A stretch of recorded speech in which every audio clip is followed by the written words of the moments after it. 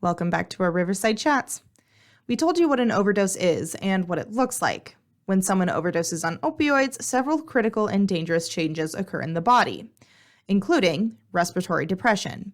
Opioids depress the central nervous system, which includes the brainstem areas responsible for controlling breathing.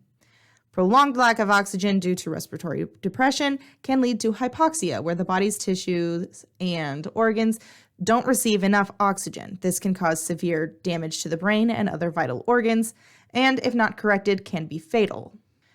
Opioid overdoses can also slow the heart rate, which is known as bradycardia, reducing the heart's ability to pump blood effectively. This can contribute to a decrease in blood pressure and overall cardiovascular function. All these things can cause a loss of consciousness. As opioid levels in the body increase, the person may become drowsy, confused, or lose consciousness altogether. Altered mental status is another symptom. The individual may exhibit impaired judgment, confusion, or a lack of coordination due to the effects on the brain. For these reasons, we will be talking about NARCAN and Naloxone. What's that, you ask? Well, Naloxone was developed by a Dr. Jack Fishman and Dr. Moses J. Lewinstein at the Memorial Sloan Kettering Cancer Center. Their goal was to create a drug that could counteract the effects of opioids without producing the same euphoric effects, and was first synthesized successfully in 1961 by Dr. Lewinstein and his team. It was derived from oxymorphone, an opioid used as a painkiller. It was approved by the FDA in 1971 and was primarily used in hospital settings, and by the 1980s it was being used more broadly by EMS and in the ERs. NARCAN and Naloxone are medications used to counteract the effects of opioid overdoses that I mentioned earlier.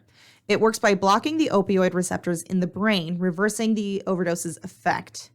Naloxone is commonly used by emergency medical personnel and first responders to treat opioid overdoses. But just because first responders are the people commonly using it doesn't mean that you can't. It's now available over the counter and or free at pharmacies in Nebraska that participate in the Nebraska State Program. NARCAN and Naloxone come in two forms, injectable and as a nasal spray.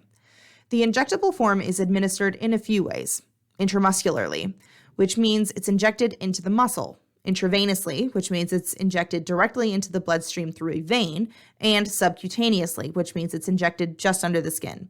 While the nasal spray, which you can get for free at certain pharmacies in Nebraska, is a pre-filled, needle-free device that delivers a single dose of NARCAN or Naloxone up the nose. In this form, you can give to someone overdosing every 2 to 3 minutes until help arrives. NARCAN and Naloxone are highly effective in reversing opioid overdoses if administered promptly. Naloxone, however, only works in the body for 30 to 90 minutes. It is possible for a person to still experience the effects of an overdose after Naloxone wears off, or need multiple doses if a potent opioid is in the person's system. It is also not effective against non-opioid overdoses, such as those caused by benzodiazepines, alcohol, or stimulants. Additionally, NARCAN can precipitate withdrawal symptoms in individuals with opioid dependence, which can be uncomfortable but are not life-threatening. This stuff is pretty helpful, right? But will you get in trouble if you use this on someone since technically they can't consent to it? Well, under the Good Samaritan law, in an emergency, you can administer NARCAN or Naloxone without any legal ramifications. What's the Good Samaritan law, you ask?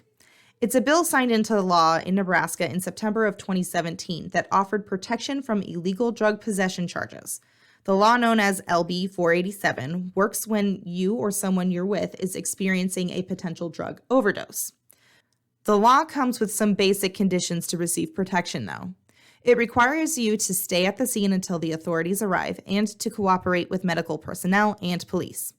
If you do this, and you're the person doing the helping, you will get full immunity from drug paraphernalia and drug possession laws. This is because naloxone has become a critical tool in the fight against the opioid crisis, saving countless lives and offering hope to those affected by an opioid addiction.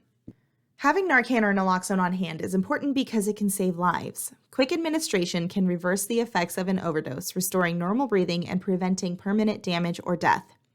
Its history reflects the evolving understanding of addiction and the growing commitment to harm reduction in public health. In fact, within the Two Rivers Public Health Department district, we're trying to partner with county jails and police stations to hand out harm reduction packets to individuals discharged from jails. And we are currently working with 4 county jails. We hope you all learned something new today, and as always, stay happy and healthy. Until next time.